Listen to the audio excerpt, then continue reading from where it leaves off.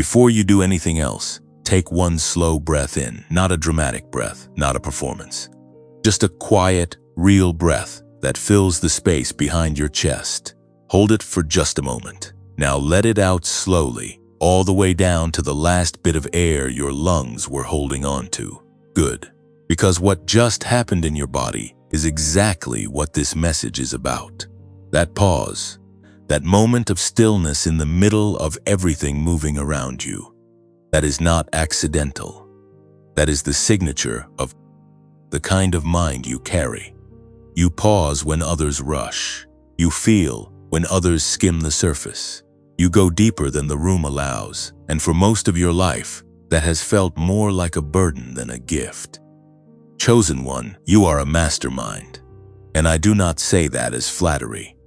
I say it because it is the most accurate description of what you are, and because no one around you has said it clearly enough or often enough for you to actually believe it yet. The way your mind works is not a glitch. It is not a disorder. It is not something that needs to be fixed, simplified, or quieted down so that other people feel more comfortable. It is a design. A deliberate, divine, irreplaceable design. And this message exists for one reason only, which is to make sure that you finally hear that truth in a way that reaches past your defenses and lands somewhere real inside of you. You have probably spent years being the person in the room who sees things before anyone else does. You notice the pattern in the conversation before anyone names it. You feel the shift in energy before anyone acknowledges it. You solve the problem in your head 3 steps before the group even agrees on what the problem is. And then you wait. You wait to see if someone else will catch up. Sometimes they do. Sometimes they take your idea and present it as their own. Sometimes they look at you like you are speaking a language they have not learned yet. And in all of those moments, a small voice inside of you has asked the same quiet question, which is whether something is wrong with you. Nothing is wrong with you. Something is different about you, and different and wrong are not the same thing, even though the world has spent a long time treating them as if they are. There are signs that only a mind like yours carries, and I want to name them one by one, so that you can finally stop wondering if you imagined them. The first sign is that you have always felt a kind of loneliness that has nothing to do with being alone. You can be in a crowded room, surrounded by people who love you, and still feel a quiet ache that says, this is not quite it. That ache is not a flaw. It is the gap between where you are and where your mind is already operating. The second sign is that you think in systems, in connections, in the invisible threads between things that most people do not notice are even related. You see how one small decision today becomes a consequence 3 years from now. You feel the weight of cause and effect at a depth that makes ordinary conversation feel thin. The third sign is that you have been told, more than once, that you are too much, too intense, too sensitive, too deep, too quiet or too loud or too everything. And each time someone said that, you made yourself smaller to fit the container they were offering you. But the container was never the right size. It was never the right shape, because you were not built for average containers. The fourth sign is that your most important thinking does not happen in meetings or in classrooms or in the places where thinking is supposed to happen. It happens at 3 in the morning, or in the shower, or during a drive when the music is low and your mind finally has room to move. Your best ideas arrive in the margins of ordinary life, because that is where you are finally free from having to translate yourself for other people. The fifth sign is that you have always carried a sense that you are here for something specific, not in an arrogant way, in a quiet, almost uncomfortable way. Like there is a task with your name on it that you have not fully stepped into yet. And every year that passes without stepping into it adds a particular kind of pressure to your chest that nothing else quite explains. If you recognized yourself in any of those signs, you are in exactly the right place. You did not stumble onto this message. You were guided here by something larger than the algorithm, by something older than the platform, by a force that has been watching your journey and knew that today was the day you needed someone to speak plainly about who you actually are. You are not behind. You are not broken. You are not too late. You are a mastermind in the fullness of what that word means, which is someone whose mind was designed to see further, think deeper, and move with a kind of precision that the people around them cannot always follow. And the reason no one has fully celebrated that in you is not because it is not true. It is because most people have never encountered a mind like yours up close. And what they do not understand, they often overlook, criticize, or try to contain. Heaven did not make a mistake when it designed your mind this way. The complexity, the depth, the relentlessness to understand and connect and create. These are not accidents of personality. They are specifications. They are the exact tools required for the assignment that has been prepared for you. And this message is the beginning of you fully receiving that truth, not just hearing it, but letting it settle into the parts of you that have been waiting a very long time to be seen. You were not almost ready. You were ready the moment you showed up here. There is something that happens to a mind like yours during a long season of waiting, and it is something that almost nobody talks about honestly. It is not just impatience. It is not just frustration. It is a very specific kind of emotional weather that moves through you in waves, and each wave feels slightly different from the last, but they all carry the same underlying current. That current is the feeling of being deeply, consistently, inexplicably unseen. And the reason it hurts as much as it does is not because you are weak. It is because you are awake. You are aware enough to feel the gap between what you carry and what the world has so far been willing to receive from you. And that gap, when it stretches across months and years, begins to leave marks. I want to name those marks today, not to reopen wounds, but because there is something that happens when someone finally names what you have been feeling in a language that fits. Something in the body exhales. Something behind the eyes softens. Something that has been braced for a very long time finally gets permission to release. So let me do that for you now.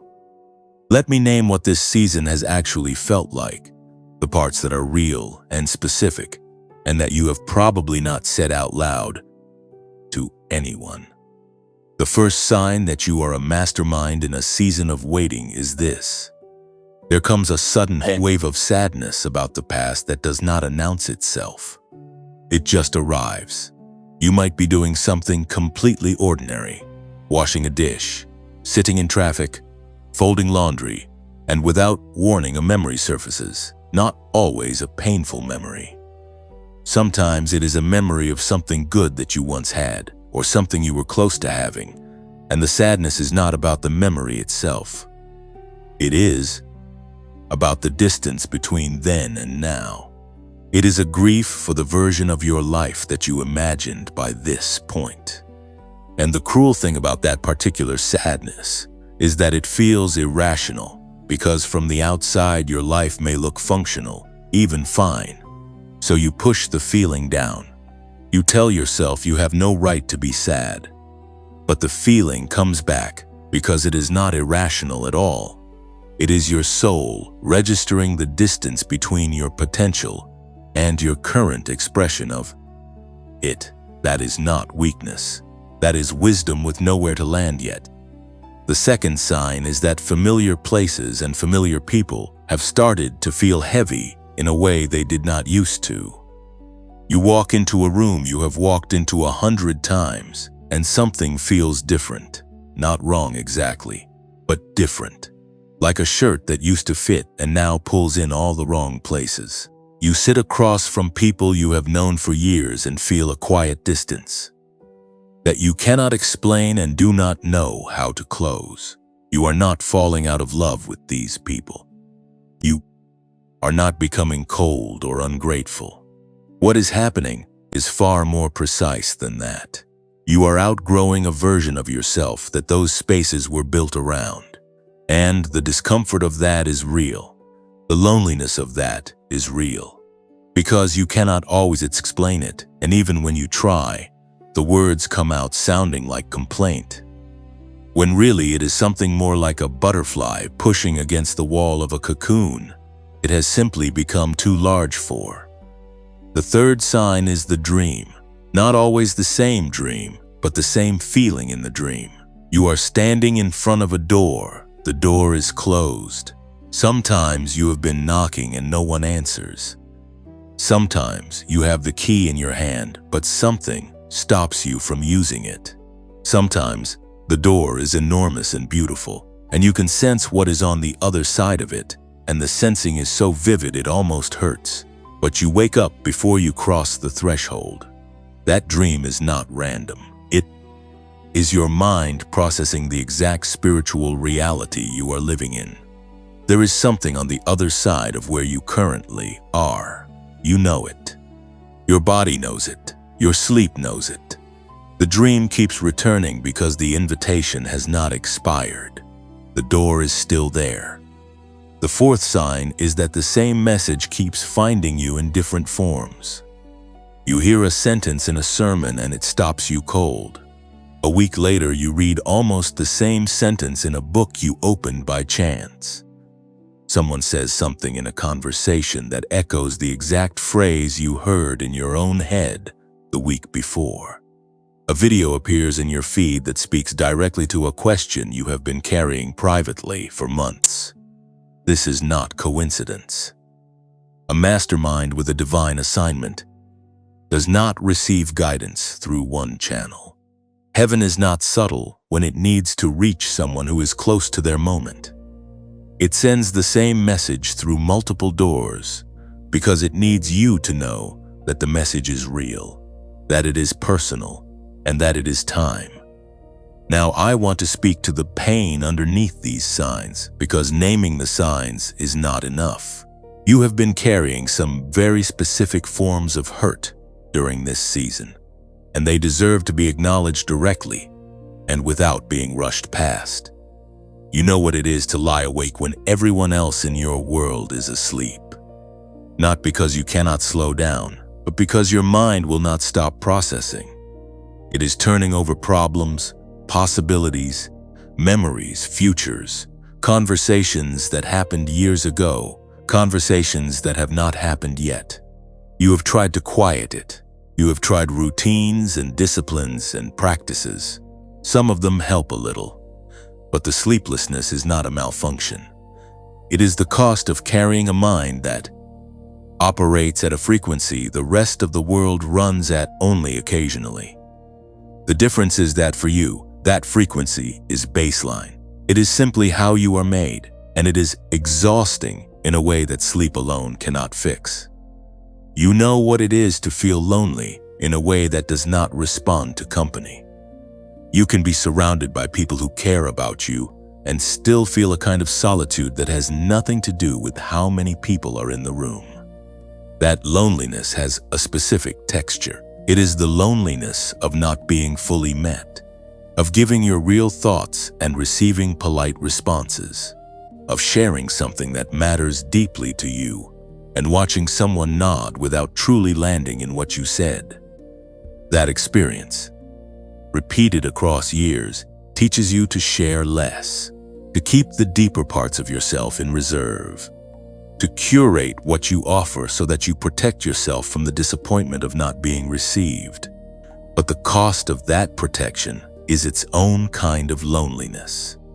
And you know that cost intimately. You know what it is to feel wronged in ways you could never fully prove. The credit that went to someone else. The opportunity that passed to someone with fewer qualifications and more visibility. The moment where your insight shifted the room, and then 3 weeks later, someone else was celebrated for the same idea. These are not small things. They are not things you imagined, and the pain of them is compounded by the fact that the world will often tell you to let it go, to rise above it, to not let bitterness take root. And you have tried. You have genuinely tried. But there is a difference between releasing bitterness and pretending the injustice did not happen. You are allowed to name what was taken. You are allowed to acknowledge that it was real. Now here is what I want you to understand about this entire season. What you have been experiencing is not punishment. I need you to sit with that for a moment, because the mind of a mastermind, precisely because it is so perceptive and analytical, will often turn its powers inward and begin building a case against itself. You will find the evidence. You will find the moments you could have moved differently, chosen differently, spoken differently. And you will construct a narrative that says, the delay is your fault, that the being overlooked is a consequence, that the waiting is a sentence being served.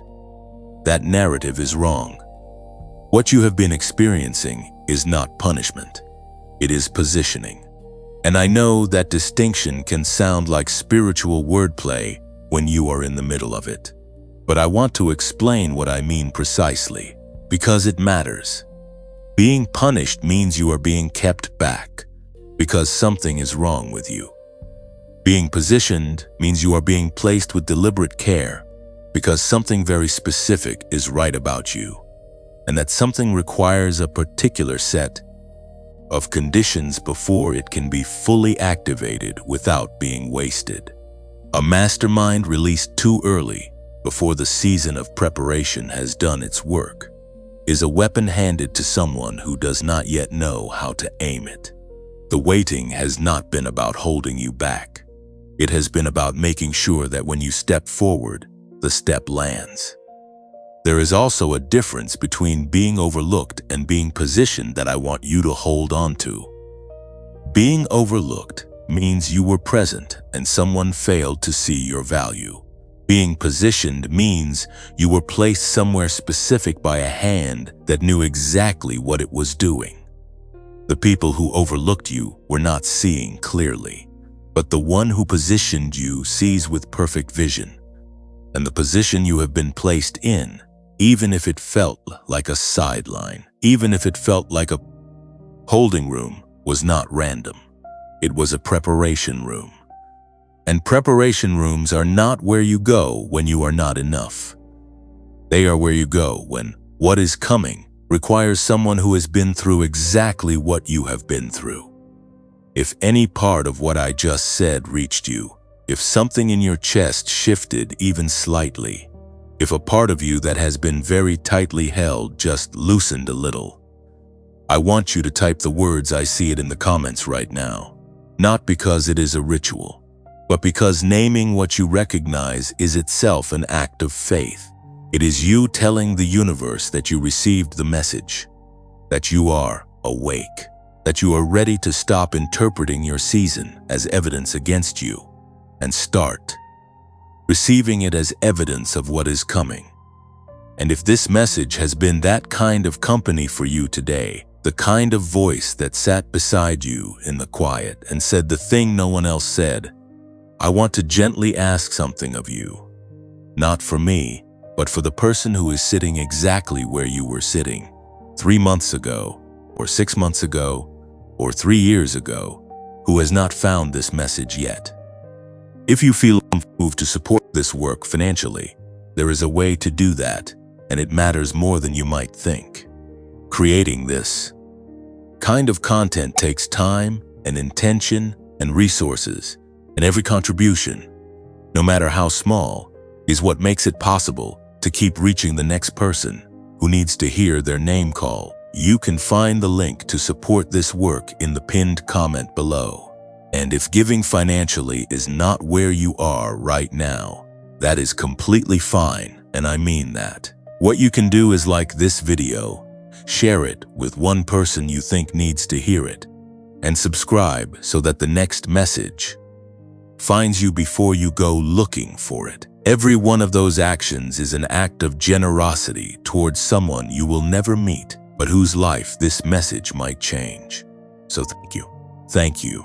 Thank you for being here. Thank you for staying. Something shifts when you stop waiting to feel ready and start giving your mind something real to do. That is the nature of a mastermind. You were not built for passive receiving. You were built for engaged, active, intentional movement. And so this part of the message is not going to ask you to simply feel something or believe something in an abstract way. It is going to give you something specific to do, a protocol, a practice, something you can begin today, in the next hour, in the next 7 minutes, that will begin to align the frequency of your mind with the frequency of the assignment that has been waiting for you. Before I walk you through the steps, I want to explain why a practice matters for a mind like yours specifically. Most spiritual content will tell you to pray more, believe more, trust more. And those things are true and they are real. But a mastermind processes differently. Your mind needs an entry point. It needs a structure it can follow while the deeper parts of you do the work that words cannot fully reach. Think of the practice I am about to share with you as a doorway. The doorway does not do the work, but it creates the opening through which the real work can happen. And that distinction matters, because if you try to access the deeper levels of your own mind without a structured entry point, the analytical part of your brain, the part that is always assessing and questioning and cross-referencing, will intercept the process before it can go deep enough to matter.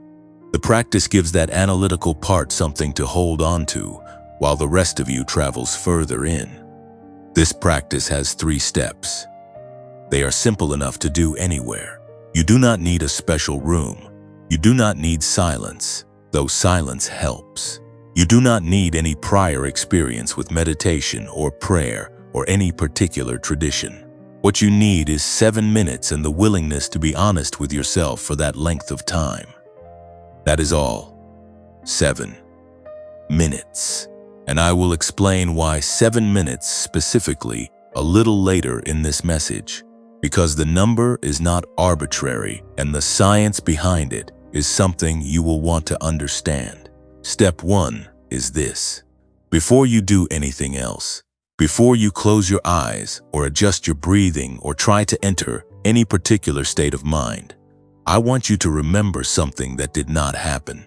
Not something you lost, not something that was taken, but something that almost happened and then did. Not a conversation that almost went differently. A door that almost opened, a relationship that came very close to being something more than it became, a version of your life that was visible to you for a brief moment and then moved out of view. I want you to find one of those moments, and I want you to sit with the gratitude for the fact that it did not happen.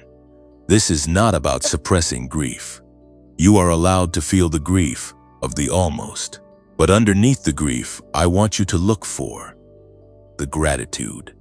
Because a mastermind who has been guided by a hand larger than their own will always find, when they look carefully enough, that the things which did not happen were not failures of destiny. They were redirections of it. The relationship that did not work out was protecting you from a future that would have cost you more than you knew. The opportunity that closed was making space for something that required a more prepared version of you than existed at that time. The plan that fell apart was falling apart in the direction of something better, even when better was not yet visible.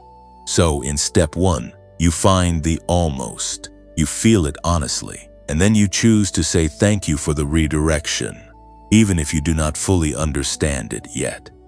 Even if it still carries some ache, you say thank you, because a mastermind who can give thanks for the redirections is a mastermind who is no longer fighting against their own journey. And when you stop fighting your journey, you free up an enormous amount of energy that your mind has been using for resistance. That energy becomes available for creation, for movement, for the next step. Step 2 is a statement, a specific statement that I want you to say either out loud or clearly in your mind, depending on where you are and what your circumstances allow. The statement is this: I am not behind. I am exactly where the appointed time requires me to be. I want you to sit with that statement and feel where it lands in your body, not in your head. Your head will immediately begin to argue with it, listing evidence to the contrary. That is what analytical minds do, and it is one of their great strengths in most contexts. But in this moment, I need you to drop the statement below the level of argument, into your chest, into your belly, into the place where things are known rather than decided, because the statement is not asking you to deny your circumstances. It is asking you to reframe your relationship with time. There is a kind of time that moves in seconds and minutes and calendar years. And by that measure, you may indeed feel behind where you expected to be at this point in your life. But there is another kind of time, a deeper kind of time, that does not measure progress in calendar years but in readiness. And by the measure of readiness, you are not behind at all. You are arriving precisely on schedule, a schedule that was set before you were born, a schedule that accounts for every detour and every delay and every closed door, because those were never interruptions to the schedule. They were part of it. So you say the statement, I am not behind. I am exactly where the appointed time requires me to be. And you let it do its work in the place below, argument. Step 3 is where the practice becomes most powerful, and it is also the step that connects directly to something I am going to share with you in the next part of this message. Step 3 is 7 minutes of what I am going to call receptive stillness. Not meditation in the traditional sense, though it shares some qualities with that. Not prayer in the structured sense, though it creates the same kind of open channel. Receptive stillness is simply this: you sit quietly, with your eyes closed if possible, and you do nothing except allow. You allow whatever is present to be present. You allow the thoughts that come to pass through without chasing them or fighting them.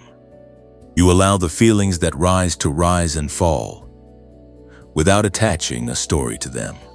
You allow the silence and the sounds within the silence to simply exist around you without needing to be interpreted or controlled. And for 7 minutes, you hold the intention that you are open. That is the only active thing you do. You hold the quiet intention that you are a mind designed for a specific purpose and that you are open to receiving whatever guidance, clarity, or realignment needs to reach you in this moment. 7 minutes is the specific length for reasons that are grounded in how the human brain transitions between states of consciousness.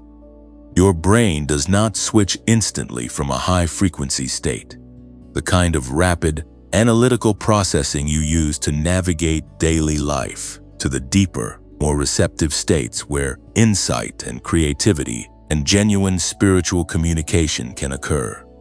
It needs a transition period, and research into brainwave patterns has shown that approximately 7 minutes is the threshold at which the brain begins to shift from the faster, more surface-level frequencies into the slower, deeper frequencies where something genuinely different can happen. Less than 7 minutes, and you are still in transition. More than 7 minutes in the early stages can sometimes push a restless mind into resistance. 7 minutes is the threshold. It is the minimum effective dose for a mind that has been running at high speed and needs to find its way down to the level where the real signal lives. I want to be honest with you about something. When I first learned about the relationship between time, brainwave frequency, and what I can only describe as the spiritual channel of the mind, I was skeptical. Because I have a mind like yours, I do not accept things easily. I cross-reference. I look for the evidence. I ask where the claim comes from, and who is making it, and what they stand to gain from my believing it. If that is also how you process, I respect that completely. And I want to tell you that everything I am going to share with you in the next section of this message is grounded in decades of research by serious scientists working at serious institutions. This is not wishful thinking. This is not a shortcut being sold to you under the disguise of spirituality.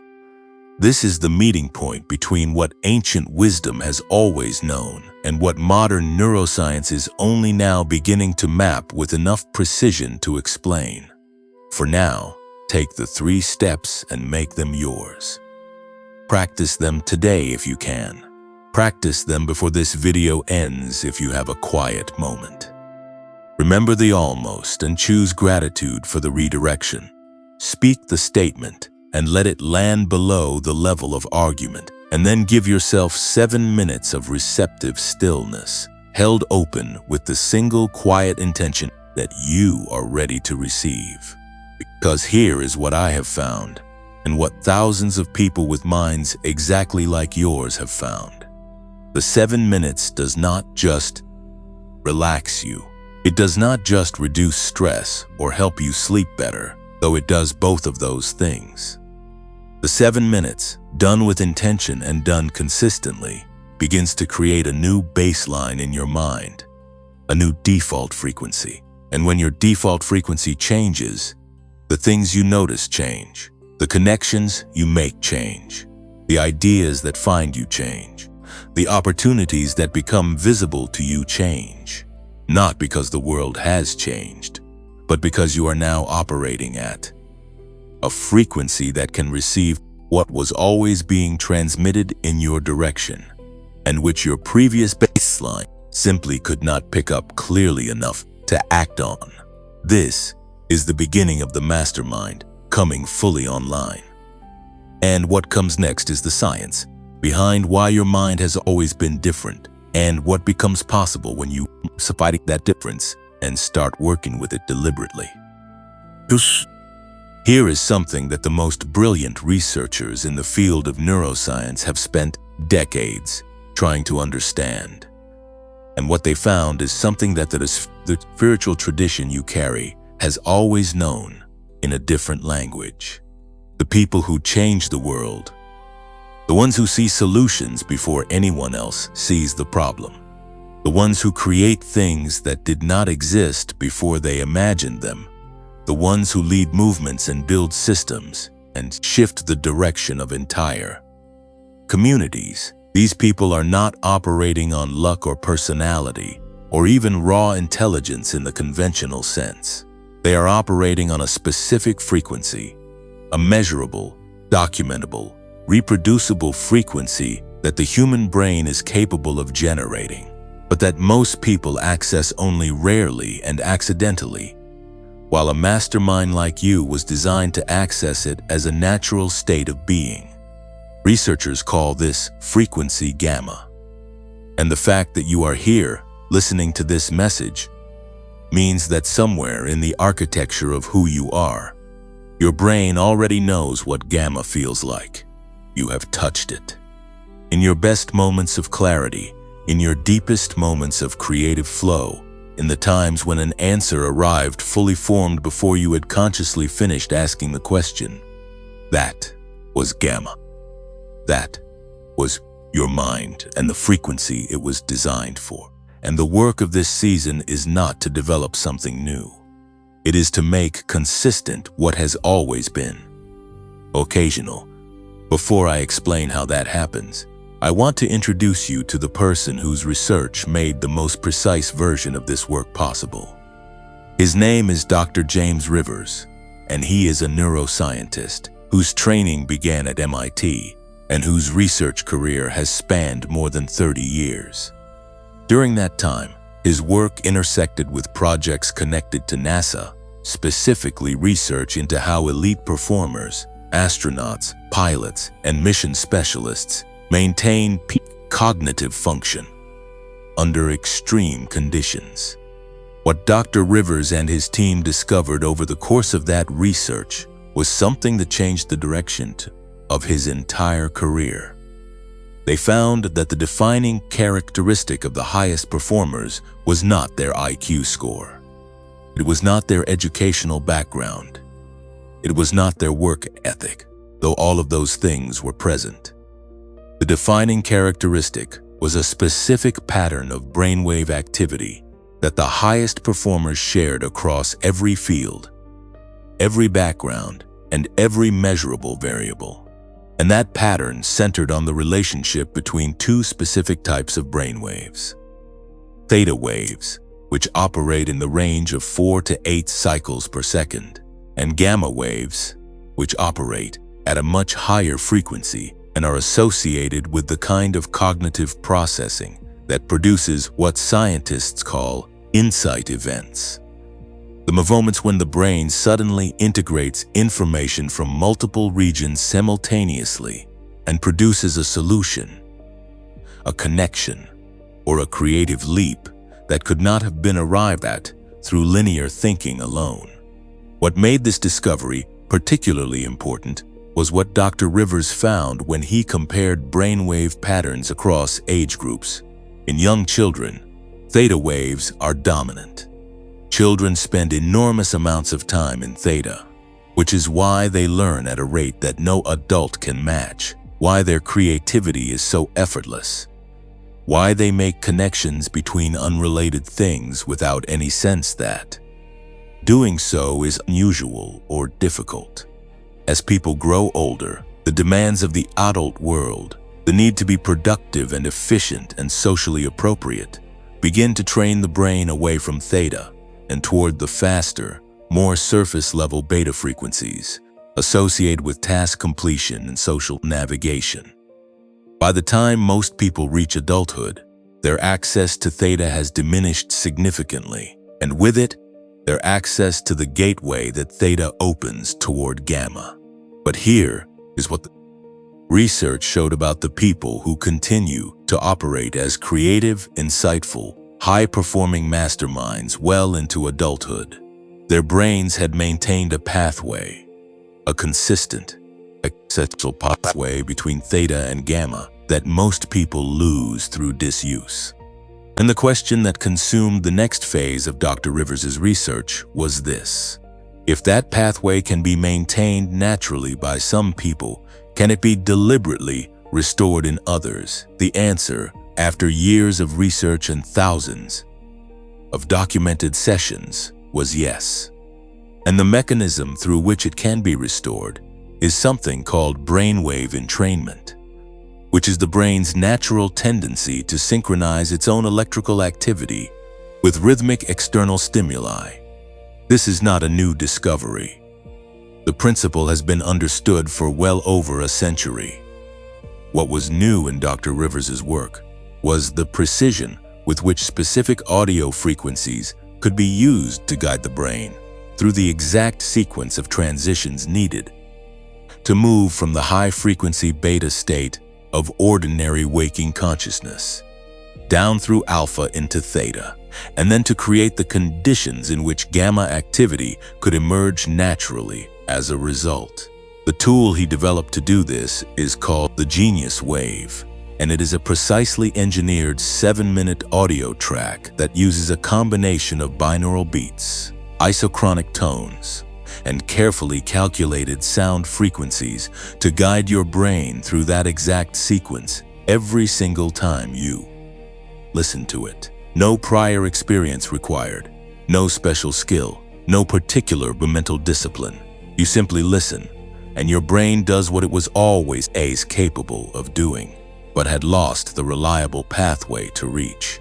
I want to share something with you that came from one of the people who has used the Genius Wave, because I think it will land more clearly than any technical explanation I can offer. There was a woman, I will call her Teresa, who spent 11 years working in a role that was significantly below her actual capability. She knew she was capable of more. Everyone around her seemed to sense it too, in the way that people sometimes treat you with a vague competitive tension when you have not done anything to threaten them yet. She had tried everything she could think of to break through. She updated her skills. She read the books. She made the moves she thought she was supposed to make, and each time, something would get close and then stall. When Teresa started using the Genius Wave consistently, the first thing she noticed was not a dramatic external change. It was an internal one. She described it as her mind becoming quieter in a way that made room for something else.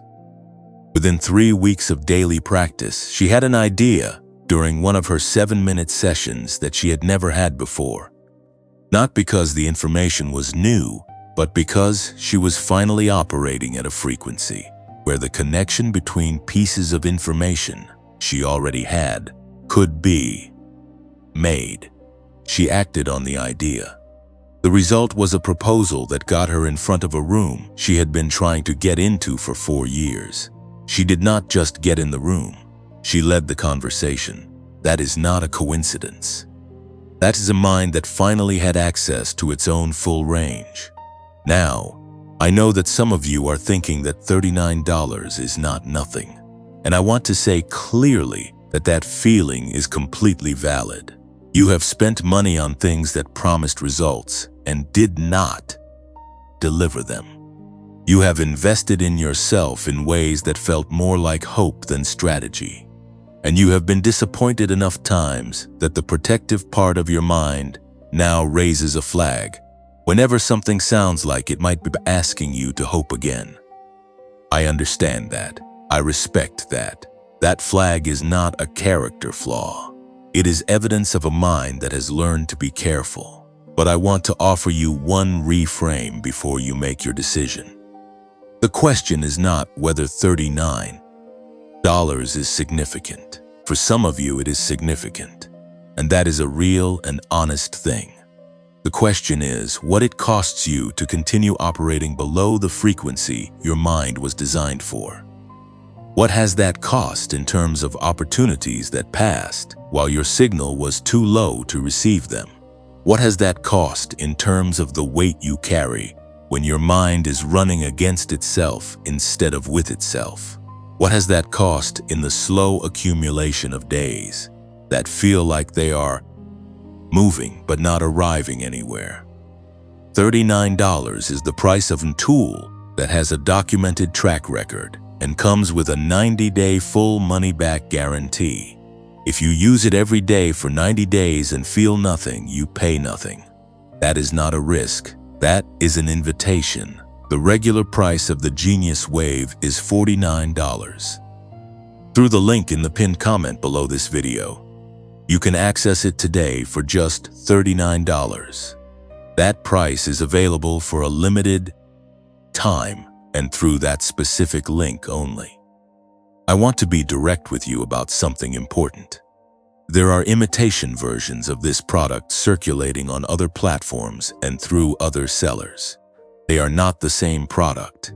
They do not use the same frequencies, the same engineering, or the same research-backed protocol that Dr. Rivers developed. Purchasing through any link other than the one in the pinned comment means you are not getting the Genius Wave. You are getting something designed to look like it, and the difference matters more than you might think, because the precision of the frequency engineering is exactly what makes the 7 minutes work. A rough approximation of the frequencies will produce a rough approximation of the results, which is to say, very little. So if this resonates with you, use the link in the pinned comment. That is the only place where the real product is available at this price. I also want to be honest about availability. The discounted access at $39 is not permanent. It is being offered for a limited window and to a limited number of people because the infrastructure required to deliver the product at this price point has a ceiling. When that ceiling is reached, the price returns to $49, And I cannot tell you exactly when that happens, because I genuinely do not control the timeline. What I can tell you is that if you are feeling a pull toward this, that pull is worth listening to. A mastermind knows the difference between impulse and discernment. What you are feeling right now, if you are feeling it, is not impulse. It is your mind recognizing a tool that was designed for exactly the kind of brain you carry. And your mind, when it is operating clearly, does not need to be talked into what belongs to it. The link is in the pinned comment. The guarantee is 90 days and it is real. And the version of you that is operating at full frequency is not a fantasy. It is the natural result of giving your brain consistent access to what it was always designed to do. There is something I need to stay with before we move any further forward, because moving forward too quickly would be a disservice to you and to the journey that brought you to this moment. The last section spoke about tools and frequencies and the science of what your mind is capable of, and all of that is real and all of that matters. But before we talk about what is coming, we owe something to what has already passed. We owe it an honest accounting, not a sanitized version dressed up in spiritual language, not a reframe applied so quickly that the pain underneath it never gets to breathe. A real, clear-eyed acknowledgement of what the years of waiting have actually taken from you. Because a mastermind who has not been allowed to grieve what was lost will carry that grief into every new season, and it will become weight on the very wings that are supposed to lift them. So let me say this plainly. The years have taken things, real things, irreplaceable things, and you deserve to hear someone name them without rushing to the silver lining. The years have taken relationships that could have been built. There were people who crossed your path during this season, who might have become something significant in your life. A partner, a collaborator, a friend of the kind that reshapes you. If only you had been in a different place internally when they arrived. But you were in survival mode. You were managing the weight of your own uncertainty, the exhaustion of your own unresolved questions, the low-grade anxiety of not knowing when or whether the season would shift. And so you could not hope fully. You gave what you had, but what you had was rationed because so much of your energy was already committed to simply holding yourself together. Some of those connections faded. Some of them never fully formed. Some of them became something less than what they could have been because you were present but not fully free. And people can feel the difference, even when they cannot name it. Those relationships were real possibilities. The fact that they did not develop into what they could have been is a real loss. You are allowed to grieve it. The years have taken professional ground that could have been covered. There is a version of your career that exists in the space of what was possible, and that version is further along than where you currently stand.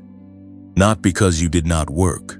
You worked. You put in hours and effort and thought and energy that most people around you never saw. But working hard inside a season of constraint is not the same as moving freely in a season of open doors. You were running on a track that had obstacles built into it, and the distance between where you are and where you could have been by now is not a measure of your effort. It is a measure of what the obstacles cost you. Lost time, lost momentum, lost opportunities that came at the wrong moment or that went to someone with less capability and more access. And watching that happen, watching someone else receive what you were qualified for, has left a specific kind of mark that professional success later on does not automatically erase. The mark is there. It is real, and you do not have to pretend it is not. The years have taken the freedom to say your biggest dreams out loud. Do you remember when you could do that without immediately calculating the risk? There was a time maybe many years ago now, when you could describe the life you actually wanted, the scope of what you believed you were capable of, the size of the vision you carried, without the voice in the back of your mind calculating how much of it you were allowed to claim. Somewhere along the way, in the accumulation of delays and disappointments, and the subtle social pressure that comes from being too much for the rooms you have been in, you learned to edit yourself before you spoke. You learned to present a smaller version of the dream, a more acceptable version, one that would not invite the particular kind of silence that follows when you tell someone what you actually see for your life and they respond with a polite smile that does not reach their eyes. That editing has become so habitual by now that sometimes you do it even when you are alone. Even in your own thinking, you have begun to preemptively shrink the vision before it can be rejected. And that is one of the most heartbreaking things a mastermind can do to themselves, because your vision was not given to you to be made palatable. It was given to you because you are the one equipped to carry it to its full size. The years have taken your faith in yourself in ways that are difficult to admit, not your faith in something larger than yourself. Most masterminds in a long season of waiting hold onto that faith with a grip that surprises even them.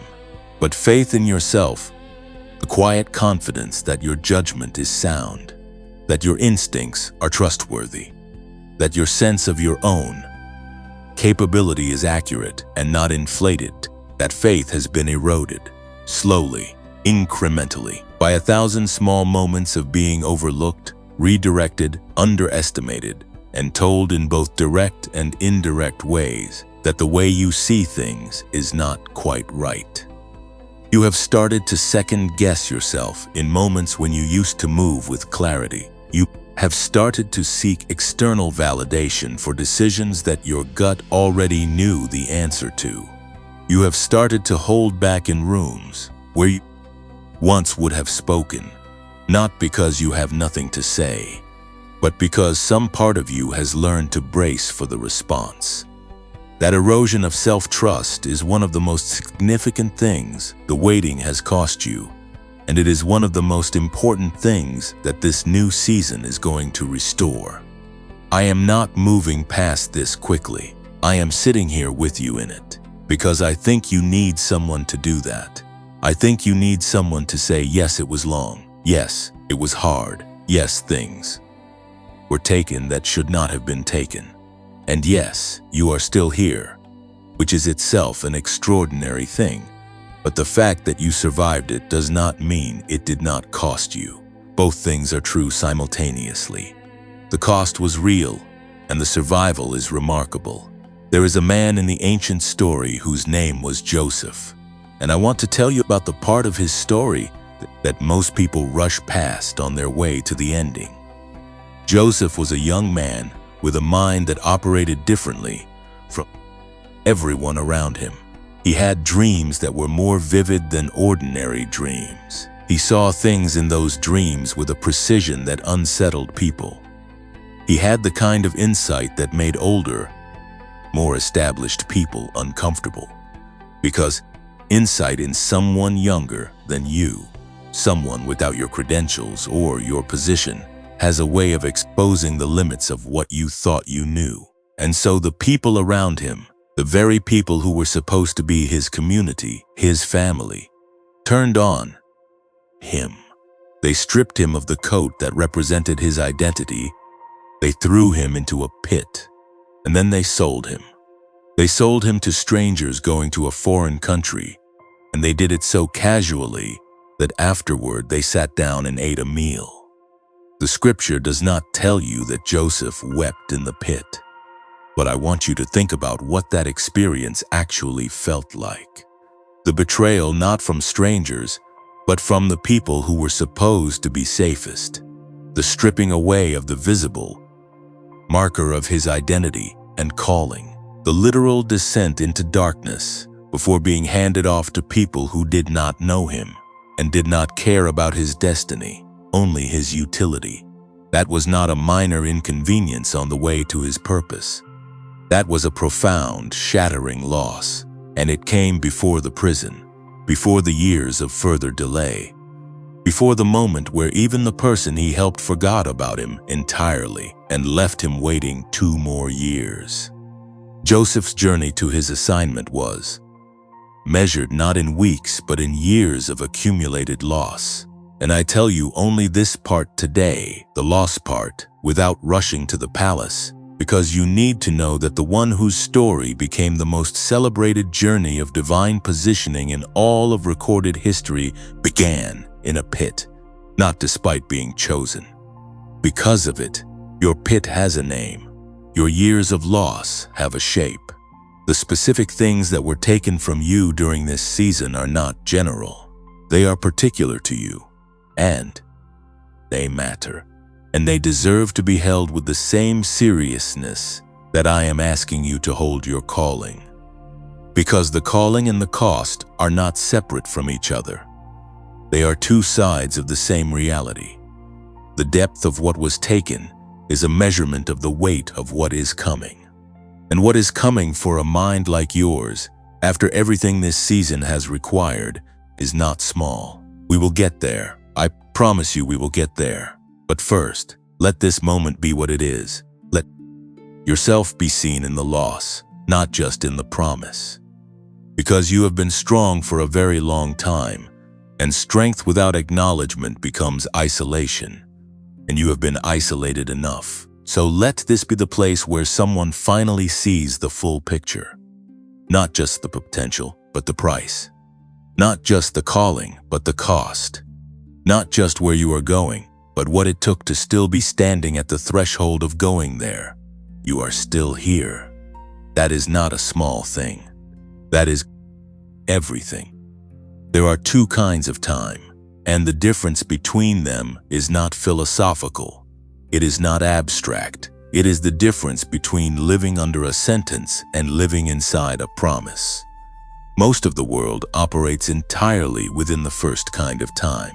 It is the time of clocks and calendars and deadlines and the relentless forward march of days that feel like they are either moving too fast or not fast enough, depending on what you are waiting for. The ancient Greeks had a word for this kind of time. They called it chronos, and chronos is a useful thing. It gives structure to daily life. It helps communities coordinate. It creates the shared framework within which ordinary human activity happens. But chronos has a limitation that most people never examine, which is that it measures only quantity. It counts the hours, but it cannot measure what the hours contain. It records the passing of days, but it cannot distinguish between a day in which nothing of eternal significance occurred and a day in which the entire trajectory of a life turned on a single moment. To chronos, all time is equal. Every hour weighs the same. And if you have been living entirely within chronos, that means you have been measuring your journey with a tool that cannot actually see what your journey is made of. The second kind of time the Greeks named was kairos. And kairos is something entirely different. Kairos is not measured in quantity. It is measured in quality. It is not the counting of hours, but the recognition of the right moment, the moment when conditions align, the moment when what has been prepared meets what has been appointed, the moment that is not just next in sequence, but correct in nature. Ancient writers used the word kairos to describe the exact moment when an arrow is released. The precise point at which wind, tension, aim, and intention all converge into the single action that determines everything. Miss the kairos moment, and the arrow falls short. Release at the kairos moment, and the arrow finds its mark with a precision that could not have been manufactured by effort alone. And here is what I need you to understand about your life right now. You have been measuring your journey in chronos. You have been counting the years and finding the number too large. You have been looking at the calendar and feeling the weight of time that seems to have passed without delivering what was promised. But the journey you are actually on is not moving in chronos. It is moving in kairos. And kairos does not answer to the calendar. It does not negotiate with your impatience. It does not speed up because you are ready or slow down because you are afraid. It arrives when the conditions are right, when the preparation is complete, when the person who is supposed to step into the moment is fully formed enough to hold what the moment contains without it breaking them. This is not a consolation prize. This is not spiritual wordplay designed to make the waiting feel less painful. This is a precise description of the mechanics of how divine timing actually works. And if you are a mastermind, if your mind has always operated at a frequency that other people could not quite follow, then your kairos moment is not going to look like an ordinary door opening in an ordinary season. It is going to look like the convergence of everything your preparation has been building toward. It is going to look like the moment when the specific shape of your mind finally meets the specific shape of the assignment that was designed to receive it, and that meeting cannot be forced. It cannot be manufactured by hustle or willed into existence by positive thinking. It arrives in kairos time, and kairos time operates on a precision that makes the most sophisticated human scheduling system look approximate at best. You are not late. You are not early. You are in the exact position that kairos requires. And the discomfort of not being able to see that from within chronos is not evidence that it is not true. It is simply the limitation of the measuring tool you have been using.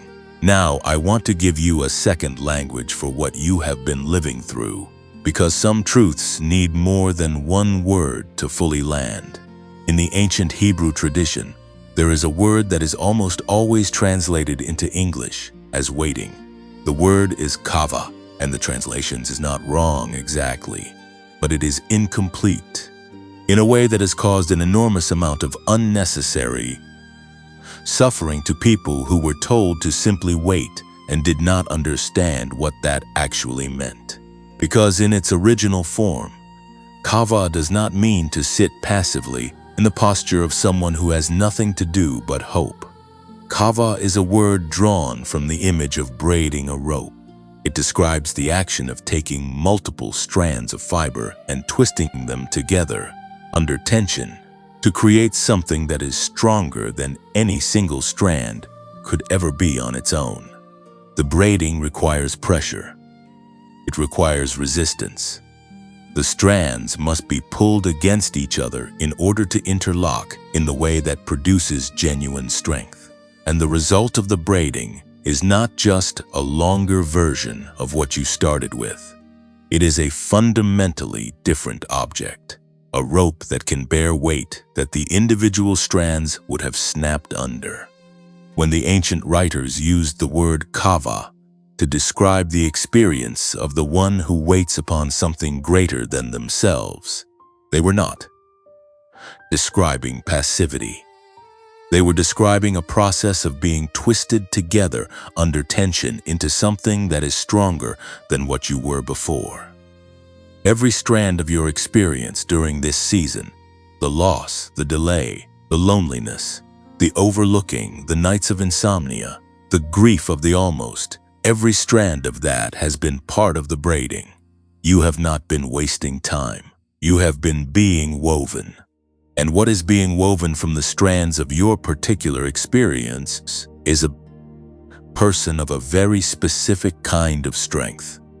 Not the brittle strength of someone who never faced resistance, the tensile strength of someone who has been pulled against reality under pressure and has not snapped. That is the strength that can carry what is coming. That is the strength that the next season requires.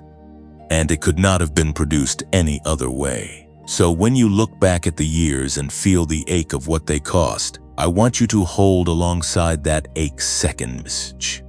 The image of strands being braided together under tension. The image of something being made that did not exist before the pressure was applied. You are not a person who has been delayed. You are a rope that has been braided. And there is an enormous difference between those two things. One is a story of something that should have happened sooner. The other is a story of something that required exactly this much time to become exactly what it needed to be. I want to say something now about the hour of revelation, because I believe for many of you that hour is closer than it has ever been. Not because the calendar says so, not because you have passed some arbitrary threshold of time that qualifies you for a breakthrough, but because of what I am observing in the quality of your awareness right now. In this moment, as you receive this message, there is a particular kind of attention that happens in the mind of someone who is approaching their hour of revelation. It is different from the attention of someone who is simply curious, or someone who is looking for encouragement, or someone who wants to be told that things will be fine. It is a sharper, more focused, more urgent attention. It is the attention of someone who is in the process of understanding something that they have needed to understand for a very long time. And if that description fits what is happening in you right now, I want you to know that is not an accident. The hour of revelation is the moment when the why becomes clear. Why the mind you carry works the way it does. Why the path you have walked has taken the shape it has taken. Why certain things were withheld, and certain things were given, and certain things were taken, and certain things were preserved. The hour of revelation does not make the pain disappear, but it does something perhaps more important than that. It gives the pain a name, and when pain has a name, it loses the particular kind of power that comes from being formless and uncontainable. Named pain can be integrated. Named pain can be released. Named pain can become the foundation of the story you tell about how you became who you are, rather than the weight that prevents you from becoming it. Your mind has always been different because it was designed for a different assignment. The assignment has not changed. The appointed time for it has not been canceled. What God has ordained, no delay in Chronos can erase, because what God has ordained moves in Kairos, and Kairos does not answer to the things that tried to stop you. It does not answer to the people who overlooked you, or the doors that closed, or the years that passed while you waited in a room that felt smaller than you were. It answers only to the one who said it. And the one who said it has not changed the plan. You are not delayed. You are being assembled. And the assembly is nearly complete. There is a particular sensation that a mastermind experiences in the days and weeks just before something significant shifts in their life. It is not excitement exactly, though excitement is part of it. It is not anxiety exactly, though that is present too. It is something closer to a low hum in the chest, a vibration beneath ordinary awareness that does not announce itself loudly but simply persists, underneath every conversation, underneath every task, underneath every quiet moment, like a signal that has been searching for a receiver and has finally found one close enough to feel. If you have been feeling that hum lately, I want you to know that it is not your imagination. It is not wishful thinking dressed up as intuition. It is your mind and your spirit registering at a frequency below conscious language that something is genuinely in motion. Something that has been assembling itself in the unseen space of your life for a very long time is now close enough to the surface that your inner life can feel the approach of it, and that feeling is worth trusting. But before I describe what is coming, I want to name what you are feeling right now with more precision, because a mastermind does not do well with vague encouragement. You do not need someone to tell you that good things are coming without being willing to describe what that actually looks like in the specific territory of your real life. So let me be specific. Let me describe the emotions that are moving through you in this season, the ones that sit just beneath the surface of your daily functioning. And in naming them, let me also begin to show you what they are pointing toward. The first emotion you are carrying is a restlessness that has changed character recently. There have always been seasons of restlessness in the life of a mastermind. It is part of the nature of a mind that processes at depth and speed. But the restlessness you are feeling now is different from the restlessness of pure frustration or simple impatience. This restlessness has a directional quality to it. It is not just moving against the walls of your current circumstances. It is leaning toward something. There is a pull in it, a forward orientation, that the restlessness of pure frustration does not have. Pure frustration paces in circles. This new restlessness keeps turning in the same direction, towards something it cannot fully name yet but can feel the gravitational pull of. That directional quality is important. It means the restlessness is not a symptom of something wrong. It is a compass reading, and the direction it is pointing is real. The second emotion is a strange, bittersweet tenderness toward the life you have been living, even toward the hard parts of it. You may have noticed in recent weeks a new quality of reflection when you think about this season you have been in. Not just grief, not just frustration, but something softer underneath those things. Almost a kind of gratitude that you cannot fully justify yet, because the evidence for gratitude is not yet fully assembled in the visible world. But the feeling is there, quiet and persistent. A sense that even the hardest parts of this journey have been shaping something in you that you are beginning to value. That tenderness is your soul preparing to close a chapter. It is the emotional equivalent of gathering your things before a long journey. You are not leaving in bitterness. You are leaving in a kind of earned wisdom. And the tenderness is the feeling of beginning to understand that what you walked through, as costly as it was, made you exactly the kind of person that the next chapter requires. The third emotion is a clarity that keeps arriving in unexpected moments and then retreating before you can fully grasp it. You will be in the middle of something completely ordinary, and a thought will surface with an unusual sharpness. A direction, a decision, a course of action that feels both surprising and completely right. And then the moment passes and the usual noise of daily life returns and the clarity retreats. But it keeps coming back, in different forms, through different channels, with the same underlying message. This is the gamma frequency of your mind beginning to break through with greater consistency.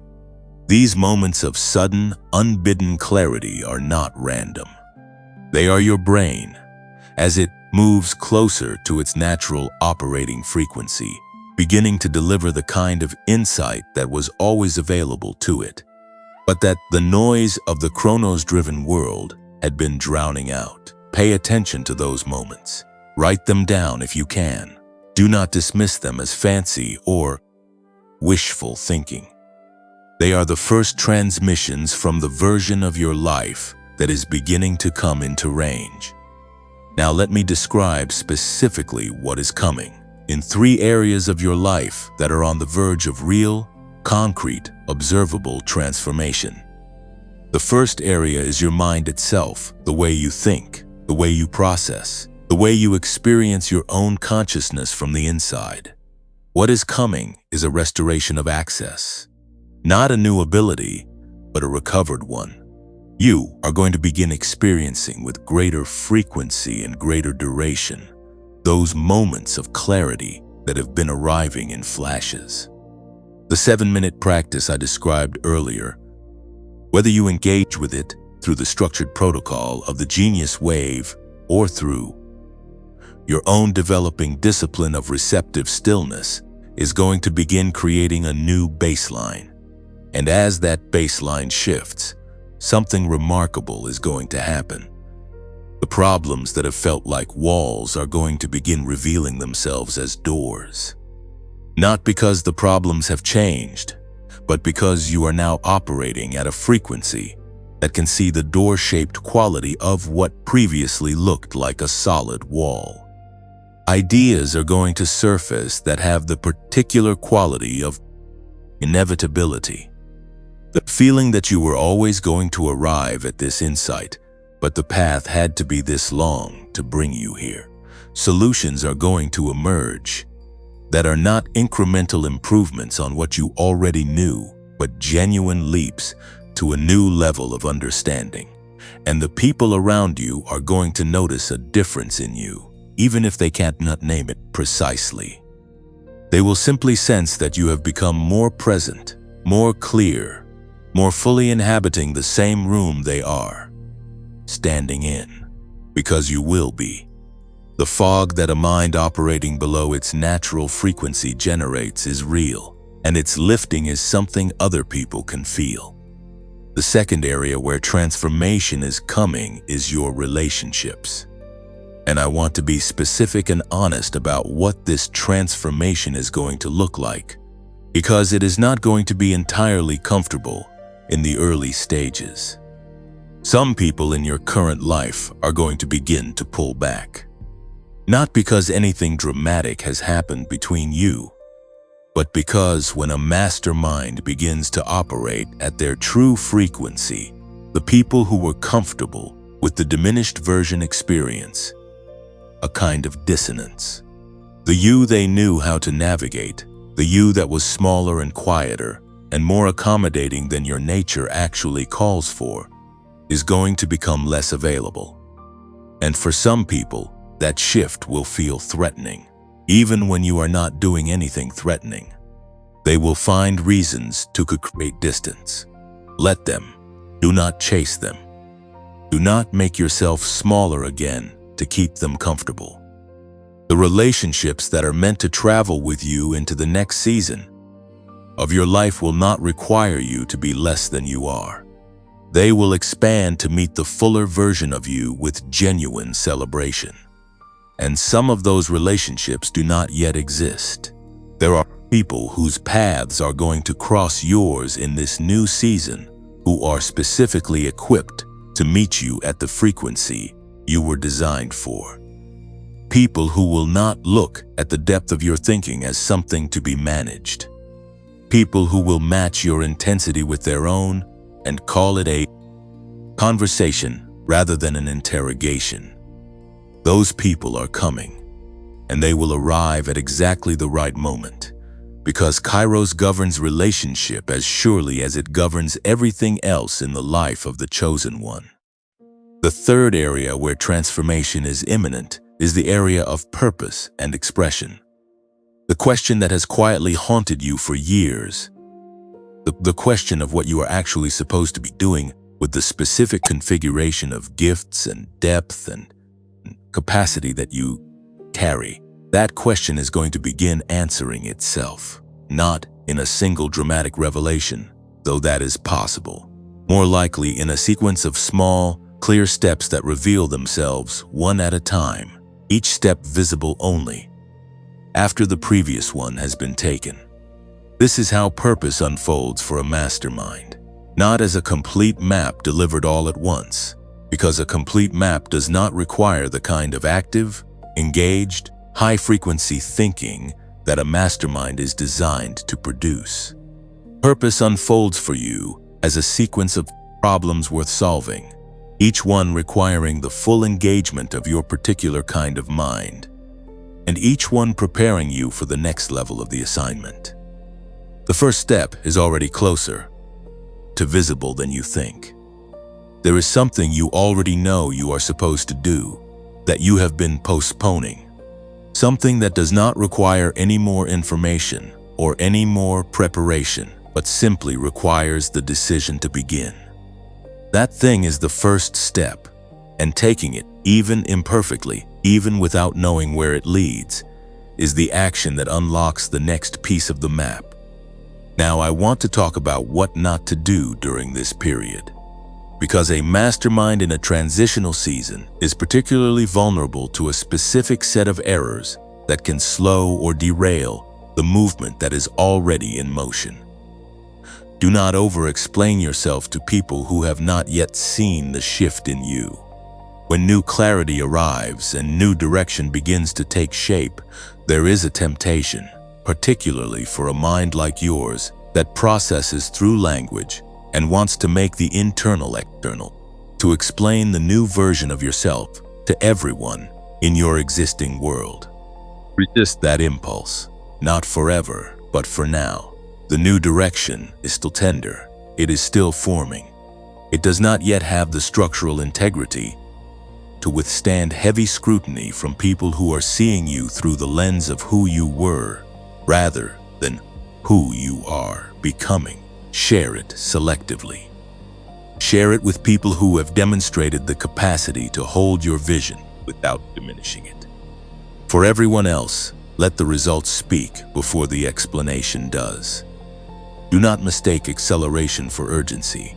As things begin to move, and they will begin to move, a mastermind can sometimes shift from the immobility of the waiting season to an overcorrection of frantic action. Every opportunity will feel urgent. Every open door will seem to require an immediate decision. But a mastermind operating at gamma frequency does not make better decisions faster by rushing.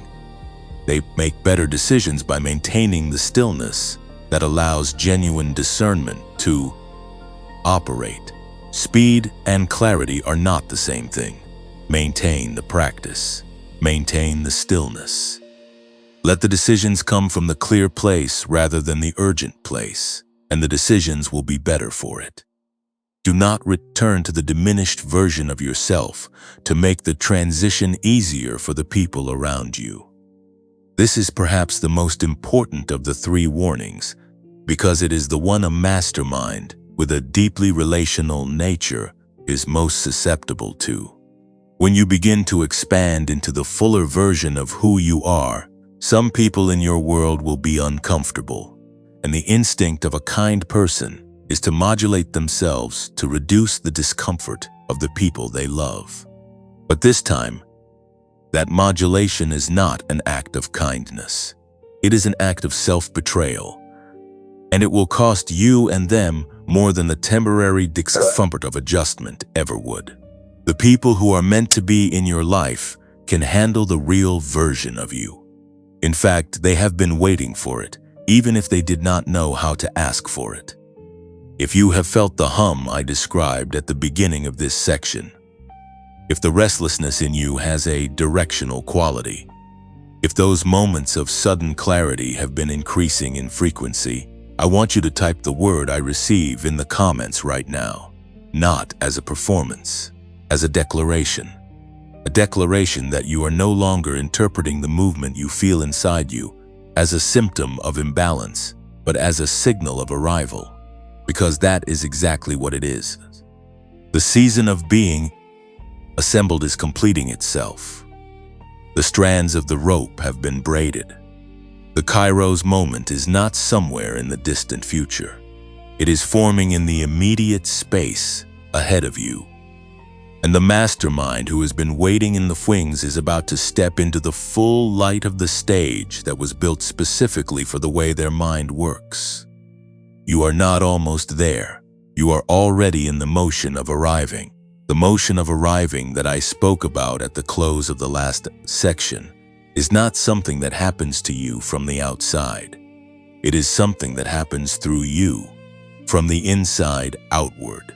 And that distinction matters enormously for a mind like yours, because a mastermind who is waiting for external circumstances to declare that the new season has begun will always be a step behind the truth.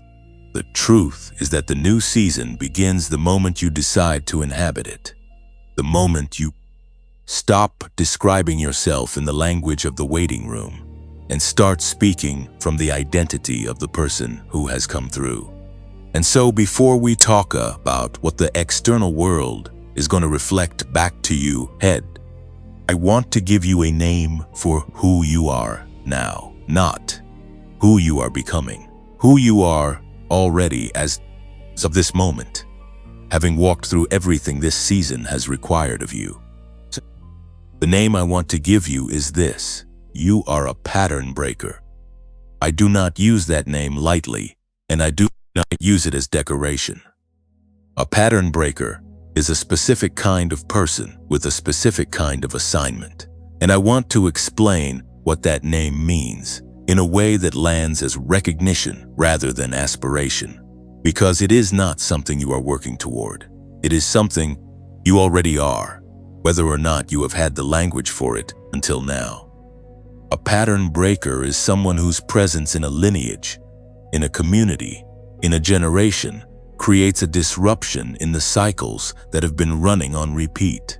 Not disruption in the sense of chaos, though it can look like that from the outside. Disruption in the sense of a new frequency introduced into a system that has been operating at a lower one. When a higher frequency is introduced into a system, the system does not immediately upgrade. It initially resists. It initially treats the new frequency as a threat rather than an invitation. And so the pattern breaker often spends a significant part of their journey feeling like the problem, feeling like the one who does not fit, feeling like the one who is making things difficult simply by being fully themselves in spaces that were organized around a pattern they were always going to disrupt. That experience of not fitting, of being too much, of being misunderstood at a level that goes beyond personality differences, that is not evidence that something is wrong with you. It is evidence that you are doing exactly what you were sent to do, which is to be the frequency in the room that the room did not know it needed until you arrived. A pattern breaker breaks cycles that have been running for generations in families. They are often the first person in their line to name something that has been nameless for decades, to refuse something that everyone before them accepted, to choose differently at the exact point where the pattern says to choose the same. This is not always celebrated while it is happening. In fact, it is almost never celebrated in real time. Pattern breakers are most often celebrated in retrospect, when the people who come after them can look back and see clearly the moment where the trajectory changed. But you do not need the retrospective celebration to know that what you are doing is real and that it matters. The breaking is happening, whether or not anyone is currently acknowledging it. And the fact that you are here, that you have stayed, that you have not walked away from the weight of a person whose design does not match the containers available to them, is itself the evidence that the breaking is underway. You are a pattern breaker, and that is the identity from which I want you to step into the visualization I am about to lead you through. Because what the mind can see with clarity, it can begin to move toward with intention. And your mind, specifically your mind, needs images as much as it needs words. So I want to give you one. Picture yourself standing at a threshold, not a metaphorical threshold, but a specific one.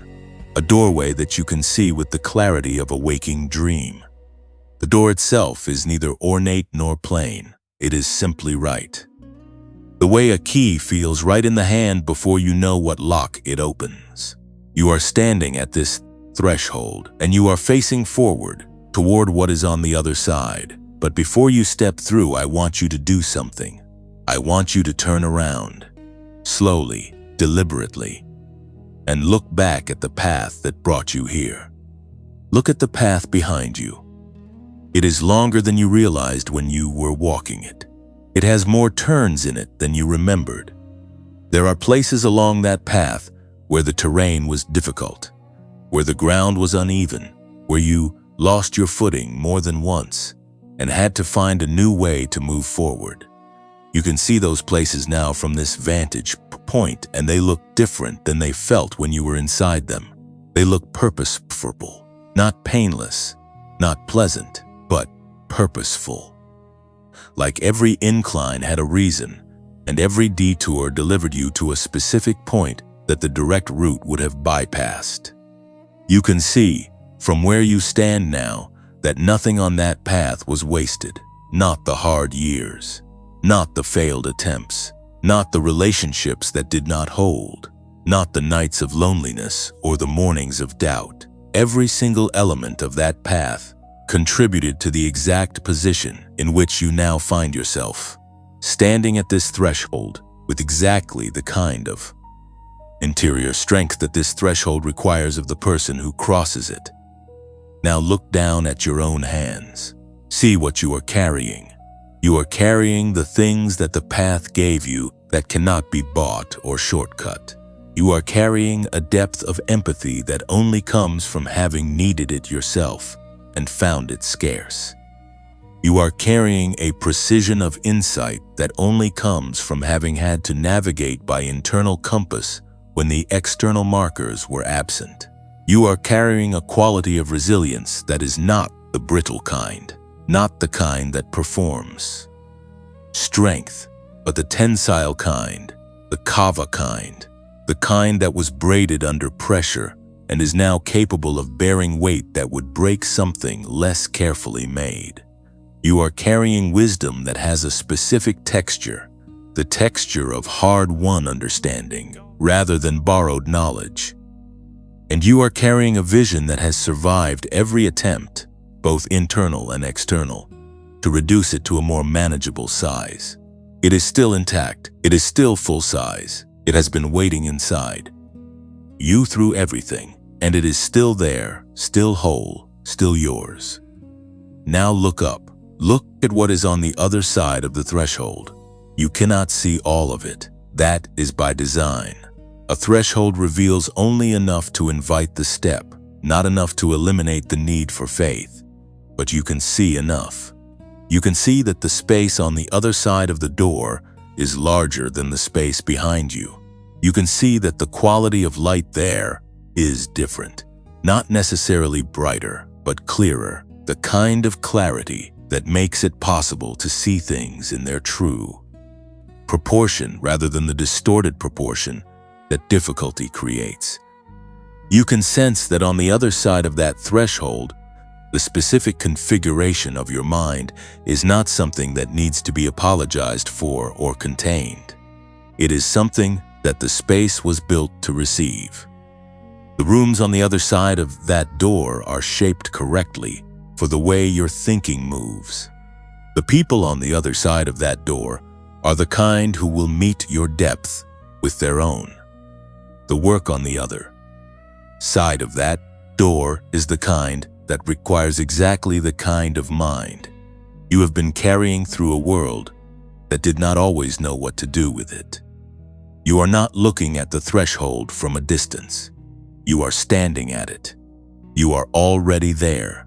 You arrived here through everything the path required, and you are standing at the exact point where the past ends and the next chapter begins. And the only thing left, the only remaining action between where you are and what is on the other side, is the step, one step, taken from the identity of a pattern breaker who knows what they carry, taken from the frequency of a mastermind who had finally come fully online, taken from the posture of someone who has looked back at the path with honesty and looked forward at the threshold with faith and decided that both the looking back and the looking forward have prepared them sufficiently for the crossing. You are standing at the threshold, and I want to speak a blessing over you as you stand there, because every person who crosses a significant threshold deserves to be blessed before they step. May the clarity that has been arriving in flashes become your steady baseline. May the depth of your thinking, which has so often felt like a burden in rooms too small to hold it, finally find the rooms it was designed for. May the relationships that are coming toward you Arrive with a quality of recognition that you have not felt often enough in the years behind you. May the work that is waiting for you on the other side of this threshold be exactly as significant as the preparation required to do it. May the version of yourself that steps through this door be the full version, the unedited version, the version that does not calculate how much of itself is safe to show before deciding how much to give. May you break every pattern that was handed to you that was never yours to carry. May you establish in its place something new, something that the people who come after you will look back at and call the moment the trajectory changed. May your mind operate today and every day forward at the frequency it was designed for. May the 7 minutes of stillness you give yourself become the most productive 7 minutes of your day. May the season of being assembled complete itself swiftly, and may the season of being released begin with all the force of something that has been held back long enough. You are a pattern breaker. You are a mastermind. You are chosen, and you are standing exactly where you are supposed to be standing. The threshold is here, and so are you. Standing at a threshold is not the same as crossing it, and a mastermind knows the difference better than anyone. You have stood at the edge of things before. You have felt the pull of what was possible and then found yourself frozen in the space between the feeling and the action. Not because you lacked courage, but because the analytical depth of your mind can generate an almost infinite number of considerations between the impulse to move and the actual movement. You can see every variable. You can feel every risk. You can construct a detailed map of every way the step could go wrong before you have taken it. And while that capacity is one of your greatest gifts in most contexts, at a threshold, it can become the thing that keeps you standing in the doorway instead of walking through it.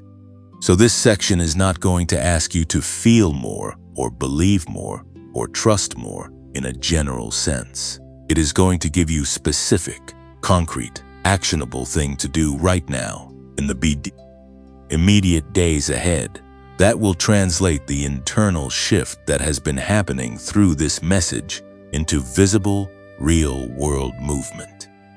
Before I walk you through the 3 areas of transformation that are ready to unfold, I want to say something about the nature of right now that is important for a mind like yours to hear.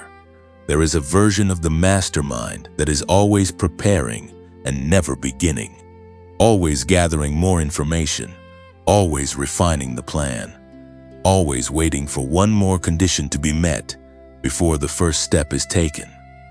And the cruel irony of that pattern is that the mastermind's capacity for preparation is so genuinely excellent that the preparation itself always feels like it could go a little further. There is always one more book, one more conversation, one more thing to understand before the move is made. But here is what I want you to hear clearly.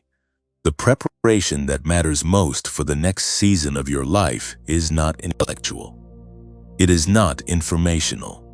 It is the preparation that this season of waiting has already conducted in you through the loss and the loneliness and the nights of insomnia and the strands of the rope being braided under tension.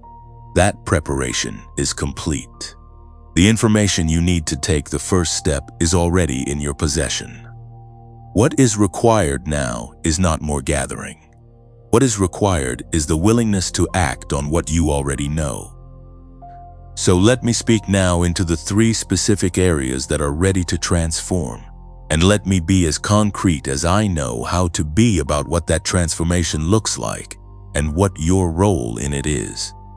The first area is relationships, and the transformation here is already underway, whether you have noticed it yet or not.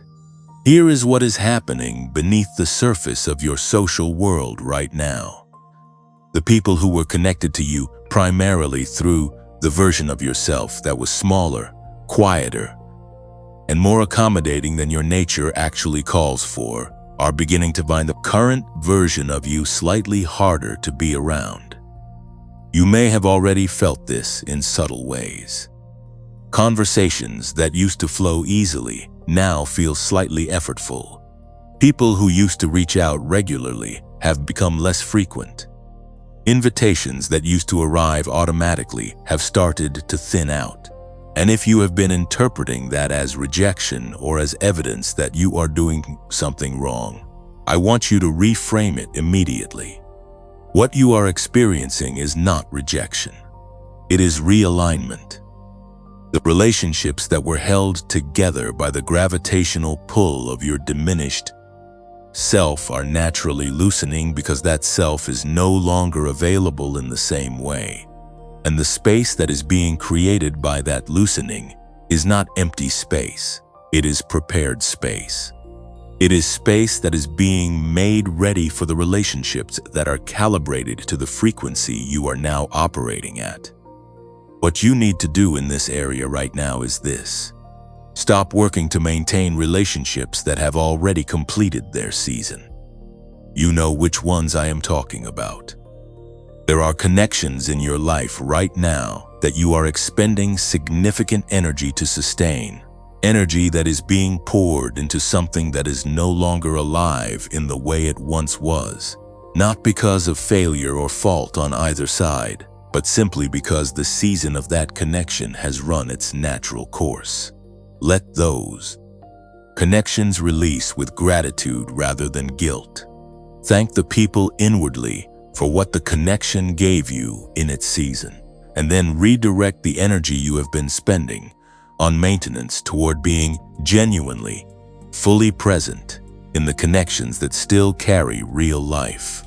The people who are coming toward you in this new season will not require you to perform or to maintain. They will simply require you to show up as yourself. And showing up as yourself will be enough, more than enough, for the first time in a long time. There is also one practical action to take in the area of relationships right now today. Reach out to one person who has consistently met you at your actual depth. Not someone you perform for, not someone you manage. Someone who has demonstrated, even once, that they can receive the real version of you without flinching. Reach out to that person and share something honest. Not a performance of honesty, but actual honesty about where you are and what you are sensing is shifting. That conversation, even if it is brief, will begin to establish the pattern of the new season. A pattern of being fully known rather than strategically presented. And that pattern, once established, will attract more of what it is made of. The second area of transformation is purpose. And here the change is going to feel less like a dramatic revelation and more like a slow focusing of a lens that has been slightly blurred for a long time. The question of what you are specifically supposed to be doing with your life, which has often felt like an impossible question with no clear answer, is about to begin answering itself. Not all at once, not with a complete map delivered in a single moment, but with a clarity about the immediate next step that is more precise than anything you have felt in a long time. And the reason the clarity is coming now is not because the answer has changed. The answer has been consistent throughout your entire journey. What has changed is the frequency at which you are operating, and at this frequency, the signal that has always been there is finally clear enough to act on. Here is what you need to do in the area of purpose right now. There is something you already know you are supposed to do. I am not talking about the full vision, the completed version of your assignment in its most expansive form. I am talking about the immediate, concrete, specific next action that you already know in your gut is the right move, but that you have been postponing for reasons that feel legitimate, but are ultimately forms of the same fear that has kept you in the preparation room longer than necessary. Identify that thing today. Write it down if you need to make it real, And then do one small piece of it before this day is over. Not the whole thing, not the perfect version. One small piece. Because the mastermind who waits for perfect conditions before beginning will wait forever. And the mastermind who begins imperfectly in conditions that are good enough will discover that the act of beginning creates conditions that beginning in perfect circumstances never could. The momentum of an imperfect start is worth more than the paralysis of a perfect plan. If you do not know what the immediate next step is, I want to give you a way to find it. Go back to the 7-minute practice. Sit in receptive stillness with one specific question held gently in your intention. Not demanded of the silence, not forced, but offered. The question is simply this: what is the one thing I already know I am supposed to do? Hold the question in the stillness for the full 7 minutes. Do not analyze. Do not evaluate the answers that arise during those minutes. Simply receive them. And when the 7 minutes is complete, write down the first thing that surfaced before the analytical mind has a chance to argue it back into uncertainty. That first thing is the step. The third area of transformation is resources and opportunity, and this is the area where the mastermind's relationship with effort is about to undergo its most significant change. There has been a pattern in this season where things that should have come easily required enormous effort, where doors that should have opened required repeated knocking, where opportunities that appeared to be within reach kept revealing themselves to be further away than they looked. That pattern was not permanent. It was specific to the season of preparation. And as the season shifts, the effort to result ratio shifts with it. Not because the universe is rewarding your patience with easy outcomes, but because a mastermind operating at their designed frequency stops working against the grain of their own nature and starts working with it. And working with the grain of a brilliantly designed mind is a fundamentally different experience from working against it. What this looks like practically is that opportunities are going to begin finding you in ways that feel disproportionate to the effort you put in to create them. A conversation will lead somewhere unexpected. A connection will surface from an unlikely direction. An idea that arrives during your 7 minutes of stillness will, when you act on it, open a door that your previous years of strategic effort could not force open. This is not magic. It is alignment. When you are aligned with your designed frequency and operating from the identity of a pattern breaker who knows what they carry, you become visible to the opportunities that were always looking for someone exactly like you. And they begin to arrive not as something you fought for, but as something that recognizes you. What you need to do in the area of resources right now is stop fighting for what is not yours and stop underreaching for what is. A mastermind in a season of scarcity often develops a habit of either overextending, chasing every possible opportunity out of fear that abundance is limited, or underreaching, settling for less than their capacity warrants, because the waiting has eroded their sense of what they deserve. Both of those patterns belong to the previous season. In this new season, the practice is discernment.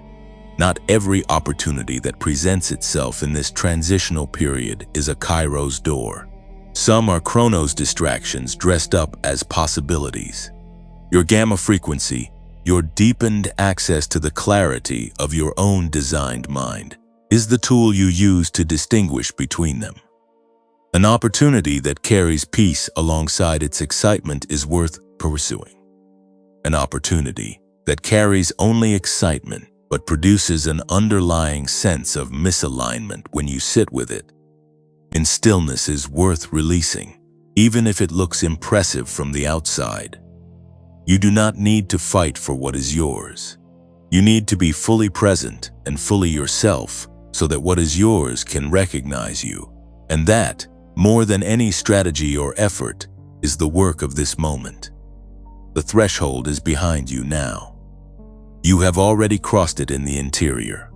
What remains is simply the living of what you have already become. I want to begin this final section by saying something that I mean with complete sincerity, without performance and without the kind of polished gratitude that fills the endings of things, without actually landing anywhere. I want to say thank you, not a general thank you, a specific one. Because what you did by being here, by staying through the full length of this message, by not clicking away when it got uncomfortable, by not skipping past the parts that asked you to sit with pain before, rushing to promise, that took something. It took the particular kind of courage that does not announce itself. The quiet courage of a person who has been disappointed enough times to be reasonably skeptical, who has heard enough empty promises to have built a careful wall around the most tender parts of their hope, and who showed up anyway, who kept listening anyway, who let the words reach past the wall and touch something real. That is not a small thing. That is, in fact, exactly the kind of thing that a mastermind does.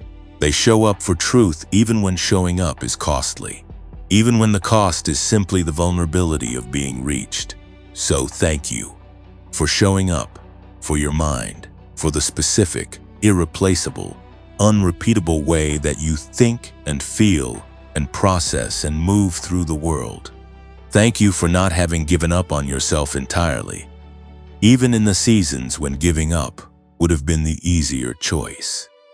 The fact that you are here is evidence that something in you still believes, still reaches, still orients toward the light, even when the light has been inconsistent and the darkness has been long. That something is not naivety.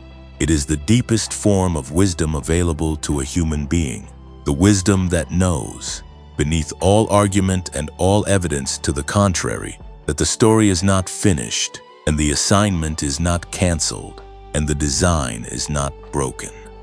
I want you to know something about this moment right now, as this message comes to its close. You are not sitting with this alone. All across the world, in this same window of time, other chosen ones are receiving this exact message. Other masterminds who have been carrying the weight of a brilliant mind in a world that did not always know how to receive it. Other pattern breakers who have been paying the cost of disrupting cycles that needed to be disrupted, without always having someone to name what they were doing or why it mattered. Other people who have lain awake at 3 a.m, mourning with a chest full of something they could not name and a question they could not answer, wondering whether the life they sensed was possible was a delusion or a prophecy. They are receiving these words right now, in different rooms, in different countries, in different seasons of their particular journey. And every one of them, like you, showed up. Every one of them, like you, stayed. And in that staying, in that collective act of refusing to stop believing that the season would shift, something is happening that is larger than any one of you and larger than any one message. A gathering is occurring. A frequency is rising. The chosen ones are waking up, one by one, in the quiet privacy of their own receiving. And the world on the other side of their awakening is not going to look the same as the world that came before it. You are not alone in this. You have never been alone in this. Even in the deepest, most silent nights of this season, you were not alone. The aloneness was a feeling, and the feeling was real, but it was not the full truth. The full truth is that you have been held throughout this entire journey by something that does not sleep, and does not forget, and does not lose track of a single strand of the rope it is braiding. And that something brought you here today, to this message, to this moment, not by accident and not by algorithm, but by the precise navigation of a love that knows your name and knows your assignment, and has never, not once, Abandon the plan it set in motion when it designed the particular configuration of mind and heart and soul that is you. Now I want to ask you to do one final thing before this message ends. I want to ask you to lay something down.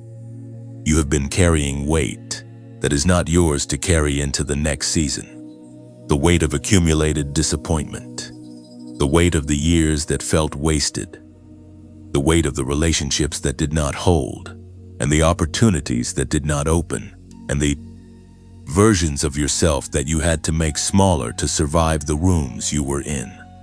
I want you to picture all of that weight gathered together. Give it a shape if you need to. A bag, a stone, a coat that is too heavy for the season you are entering. Feel the actual physical weight of it, because it is real and it has been real, and your body knows exactly how much it has been carrying. And now I want you to set it down. Right there at the threshold you crossed in part 8. Set it down. Deliberately.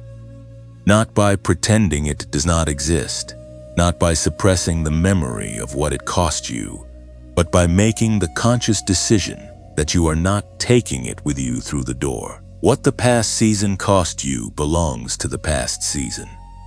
What is on the other side of the threshold does not require you to carry that weight in order to honor the journey that produced you. You can leave it. You can put it down with both hands and straighten up and breathe and feel, maybe for the first time in a long time, what it is like to stand upright without the load.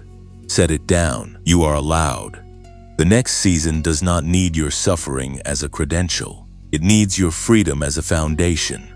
Now, before I close, I want to ask something of you that comes from the same place this entire message came from, which is a genuine desire for this work to reach every person who needs it, including the ones who have not found it yet. If this message gave you something real today, if something in it shifted, even slightly, even in a way you cannot yet fully articulate, I want to ask you to be part of carrying it further. Like this video. Not as a courtesy gesture, but as an act of generosity towards someone you will never meet. Someone who is sitting in a room right now, feeling the exact weight you were carrying when this message began. Someone who needs a voice to name what they are living through and who has not yet found it. Share this message with one person. Not to fix them, not to tell them what they should believe, but simply to say that this reached you and you thought it might reach them. Subscribe to this channel so that the next message finds you before you have to go looking for it. And if you feel moved to support this work financially, if you sense that what is being built here matters and deserves to continue, there is a link in the pinned comment where you can contribute. Not for recognition, not for reward, simply because every chosen one who is walking into their Monday without anyone to name it for them deserves to have access to a message that sees them. And keeping that access available takes real resources and real commitment and the generosity of people who understand what it is worth to be seen. Your contribution, whatever form it takes, is not a transaction. It is a passing forward of the thing that was given to you today. And that passing forward matters more than you know. One final thing. If the genius wave met you somewhere in the middle of this message, if the section about brainwave frequency and the 7-minute protocol landed in a way that felt less like information and more like recognition, if some part of you heard about the pathway between theta and gamma and felt something that resembled homecoming rather than novelty, then you already know whether it is a yes for you. I am not going to pressure that decision. A mastermind does not need to be pressured into what belongs to them. They simply need permission to receive it. So consider this your permission. The link is in the pinned comment below. The price today is $39 through that link specifically and no other. The guarantee is 90 days and it is real. And the version of your mind that has access to its own full frequency on a consistent, daily, reliable basis is not a luxury. It is the foundation of everything the next season is asking you to build. You are a mastermind. You are a pattern breaker. You are a chosen one who showed up today with enough courage left to be reached. And that courage is the first evidence of the season that is beginning, not ending. Beginning. This is not a goodbye. This is ascending forth. Go forward in the full knowledge of what you carry. Go forward in the frequency you were designed for. Go forward knowing that the path behind you was not wasted, and the path ahead of you is not random, and the mind you carry is not a mistake. It is a masterpiece, designed with precision, assembled under pressure, and released right now, in this moment, into the exact season it was made for. Go. The world has been waiting for the way you think. There is a moment, just before you close this tab, or set down your phone, or return to the ordinary movements of your day, that belongs entirely to you, not to the message, not to what you learned or what you felt or what you decided, just to you, in the quiet fight that follows receiving something real. I want you to stay in that moment for just a breath longer. You came here carrying something heavy, and you stayed long enough to put some of it down. That matters. You let a truth reach past your defenses and touch something tender, and that tenderness is not weakness. It is the place where new things grow. Wherever you go from here, whatever the next hour holds, whatever Monday looks like when it arrives, carry this with you in the quietest possible way. Not as a declaration, not as a performance, just as a knowing. A private, settled, unshakable knowing that you are seen, that the design is intentional, that the mind you carry was made with purpose, and the season you are entering was made for that mind. You are blessed, right now, in this ordinary moment, in whatever room you are sitting in whatever state your life is currently in. You are blessed, and the blessing does not wait for your circumstances to confirm it. It is already true. Go gently, go fully, go as yourself.